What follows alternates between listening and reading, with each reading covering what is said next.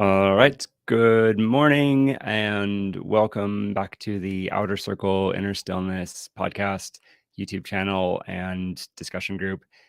Here we have conversations and reflections on the spiritual life and the sober life and where they come together, as often they do. My name is Reese Basimio. I'm a counselor in Gresham, Oregon. I have a group practice, and we talk a lot about recovery, sobriety, the trauma, family work, all of that whole braid of issues that all comes together.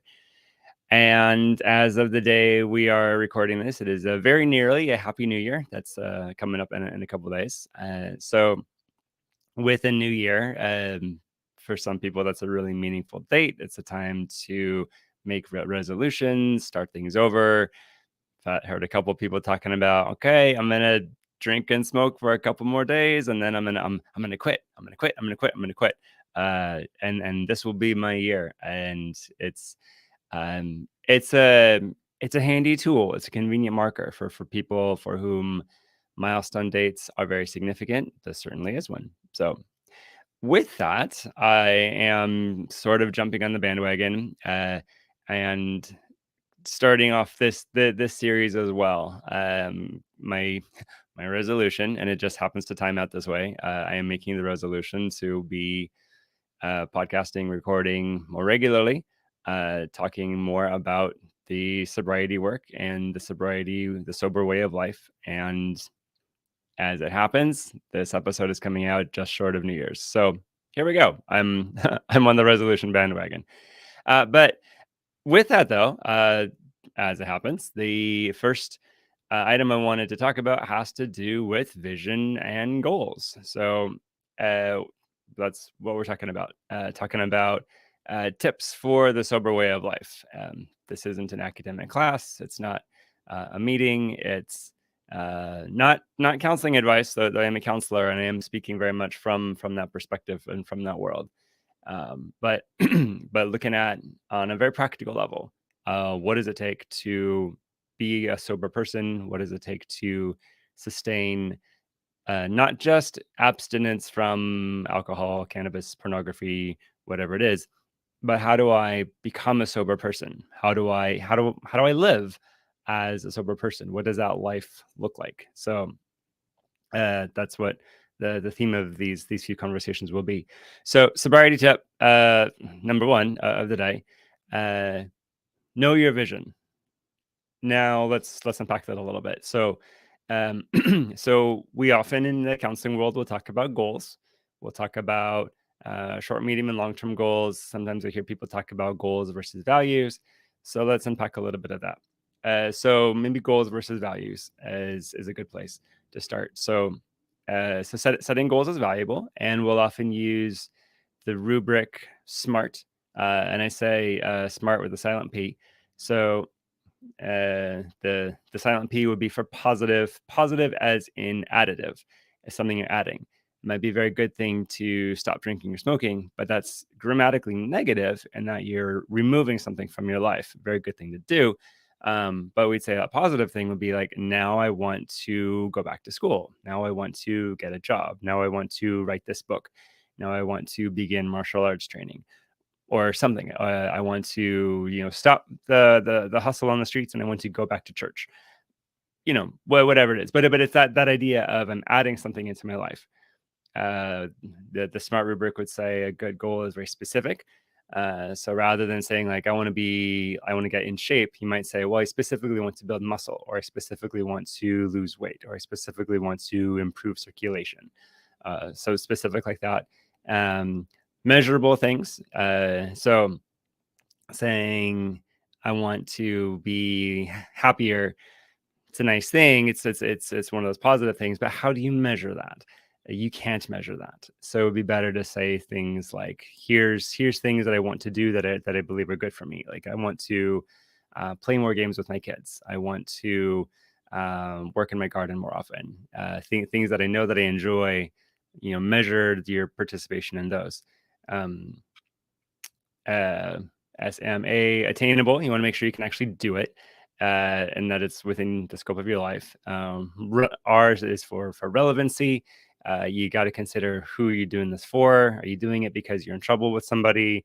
Are you doing it because so and so says you should, or are you doing it because you believe in it? And the timeliness of it is the T. You want this to be something that you can see results on kind of soon. So, and this is where we're going to start getting into this talk around visioning, because when we talk about like a long-term goal, like I set a long-term goal of, I want to be a friendly old man surrounded by all my great grandchildren, and that's a nice idea, but it's very hard to work with something that far out without a lot of intermediate steps. And so it would be much more timely to think, well, if I want to have that sort of family arrangement, then I should probably start by meeting people now. And so maybe my initial goal, if I'm like a single person outside a community, I might say, well, my first goal within the next week, I should find some community to go visit, as a first step. So we get into that a little bit. Uh, Goals are wonderful, and they're very useful. There is a different dynamic saying, I have this specific goal. Maybe say with this specific goal, I want to go to this university, get this degree, get this GPA, and then get this specific job with a specific company afterwards. Very, very meets all of the SMART goal criteria. But then let's say you get it, and then what? Or let's say you don't get it, and then what? So that's where we can begin to talk about values. And talking about values, it's not specifically tied. It's not tied to a specific outcome. It's more tied to participating in things that are important to you. So I might say, instead of setting a specific academic milestone goal, I might say, well, I really value learning. So my value is to always be reading something. Or I might say, I really value taking classes and workshops in various places in various ways. Or I might say, I really value having a mentor and just spending regular time with that person. Um, and I think this becomes very important when talking around sobriety work and visioning, because you can set a specific milestone goal of, I want to have 90 days clean and sober. I want to have a year abstinent from these 4 or 5 things, and you can do that, and that's valuable, and that is a very necessary step for many people. But then we have to ask, is that all? Is that all you're doing? And then after you get that, what then? And then it becomes this idea of, well, okay, so you have this value, this, and it's a grammatically negative value of abstaining from these things. Grammatically negative, but really, really good, a really good value. Um, what are you building? What are you adding? What are you creating in your life? What are you participating in? It's not enough to just say, I want to stop drinking and smoking, but it would be more complete to say, and I want to start participating in meetings, or I want to start participating in my faith community, or I want to start learning a skill. I want to start like woodworking or pottery or something.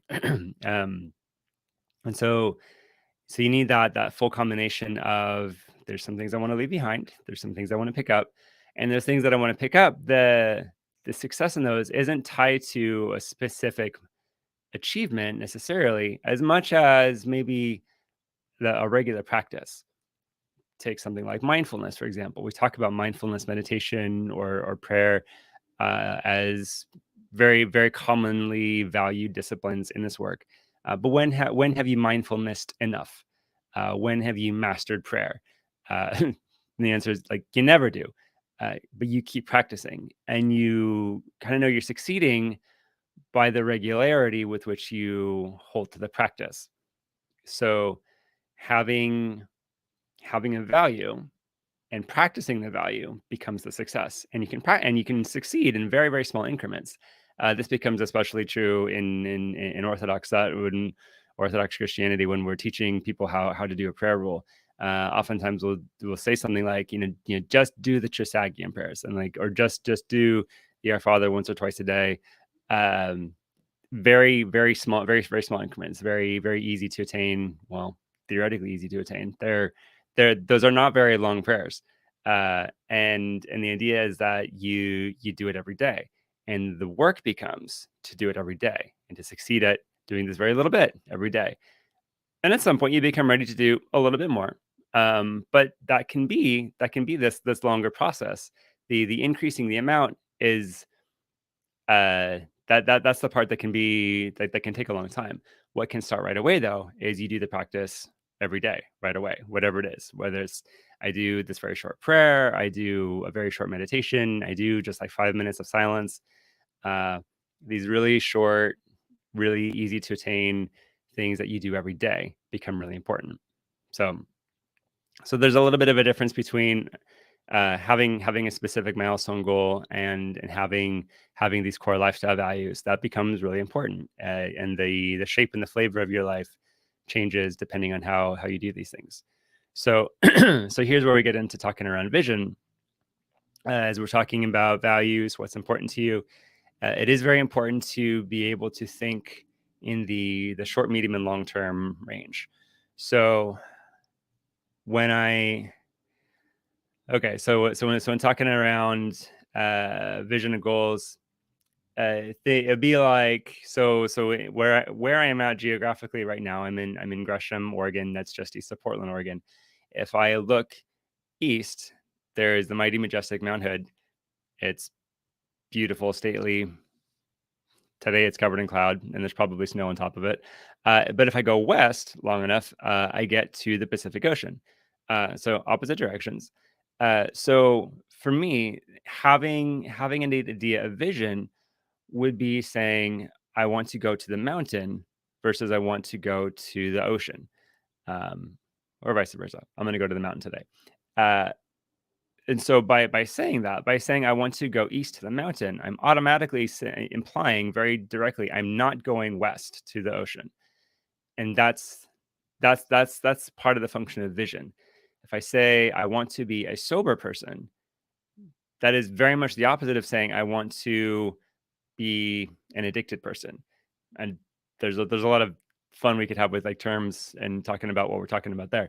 Um, but the idea, to say I want to live an ordered life is very much the opposite of saying I want to live a very chaotic life.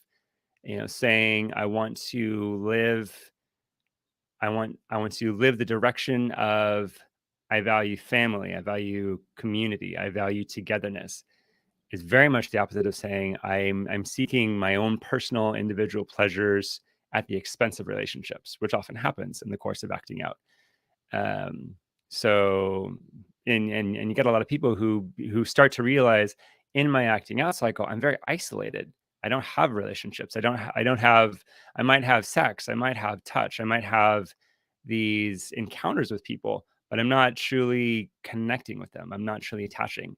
And a person like this might come to realize, oh wow, there's a lot that I'm missing out on in these relationships, and I want to have true connection, true secure attachment, true intimacy, and those things pull in opposite directions. And so the idea of vision is very much connected to value.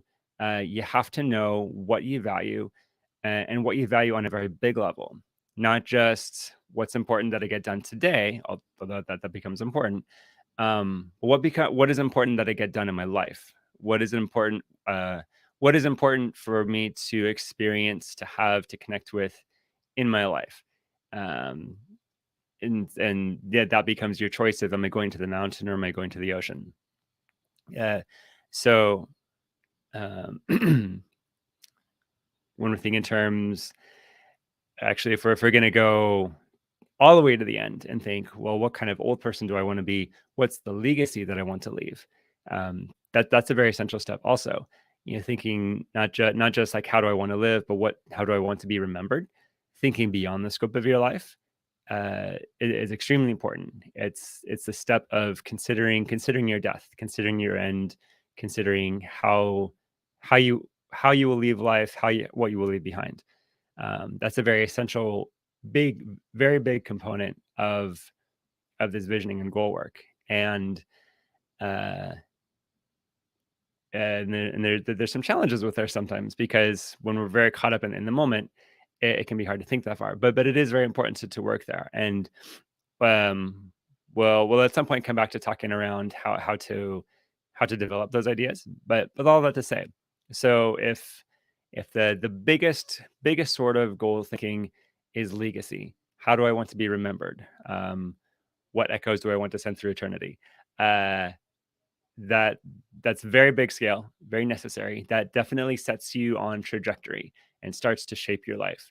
And the idea is that if I am aiming for that sort of very big, very long-term legacy, I'm still in today and I still have to live today out.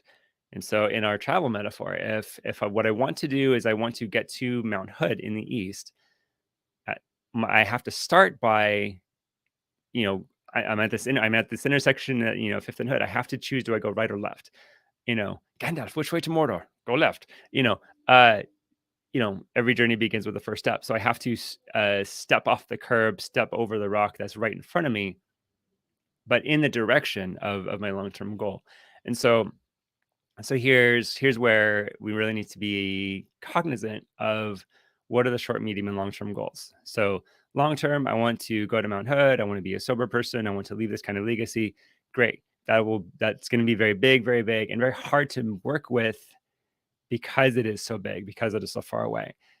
In the short term, on the today level, I can think, okay, do I smoke? Do I not smoke? Do I meditate? Do I not meditate? Do I get out of bed now, or do I sleep another hour? Do I go to bed now, or do I stay up another 3 hours? Do I watch that thing? Do I not? Do I try to call this person? Do I try to avoid this person? Uh, do I have a second helping of food, or do I not? Uh, these very small, very minute choices. These are our current reality, and this is where the work happens. Uh, all of these small choices, they're small, and a lot of the little examples I just mentioned, a lot of those small choices on their own are not going to hurt anyone or kill you or really damage too much. Uh, but but their trajectory, because it's not just today that you make these decisions. That choice to sleep an extra hour, have an extra portion of food, to watch the movie versus read the book, to sit on the couch versus go for a walk, to avoid the person versus reaching out to the person. You do all those things once, it's one day, that's fine. But you do it twice, 3 times, 7 times, 12 times, a month, a year, you're establishing a pattern, and that pattern is a trajectory, and that trajectory takes you in a particular direction. And we really got to see, is that direction where you want to end up long term?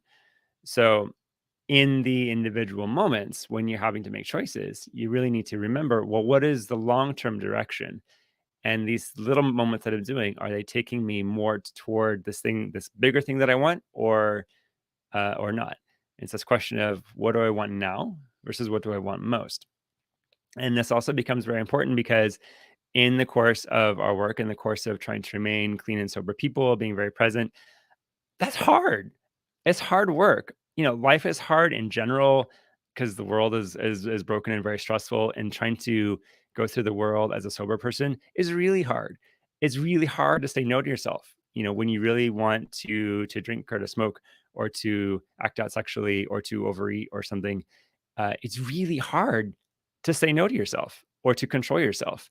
It's a lot of effort. It's a lot of uncomfortable. It's very uncomfortable in the body to discipline yourself in that way. And sure, we can get better at it. We can get used to it, and even start to find a lot of satisfaction in it. But it's still hard. And when we have a very difficult labor to do, we need to remember why we're doing it. And that's again where this idea of vision and legacy comes in. Is, if I don't know that there is a mountain out there with a really great view at the end, I might say, well, why bother doing the work today? If I don't know that it's possible to have, a loving family around me as I'm preparing to die, when I'm, 102. If I don't know that that's possible, I might think like, well, what's the point and why bother? It's only when I know the bigger reasons for why I do what I do that I can find the strength and the gumption to put the effort into doing something that's really hard. And honestly, that not everybody's doing, because you're very much going against the tides of the world, and world thought to be present, to be sober, to be spiritual. So life is hard. Therefore, you must know why you do it, and that's the essence of a vision and legacy. So we've been talking a bit about very much the short term and the long term goal. Those are very important. There's also the medium term that becomes vital as well. In technical terms, we might say if legacy is how do I want the end of my life to be, we might say vision would be more the medium term, like the 3 year, the 5 year, the 10 year goal. In 5 years, what is it important for me to be having and experiencing in my life? And here's where I could get into the range of, depending on life circumstance. In 5 years, I want to have earned a degree. In 5 years, I want to have gotten married. In 5 years, I want to have bought a house. In 5 years, I want to have started a business or written a book or earned a black belt or uh, something. These things that are big, but not too big. And they're powerful goals. They're not ultimate. Like none of the things I just mentioned on their own will carry you through all of life, the full range of life, all of the developmental stages and all of life's tragedies. But they will get you through some things for a few years, and then you have a combination of things that you're working for that are important to you, and the sum total of them carries you through more things.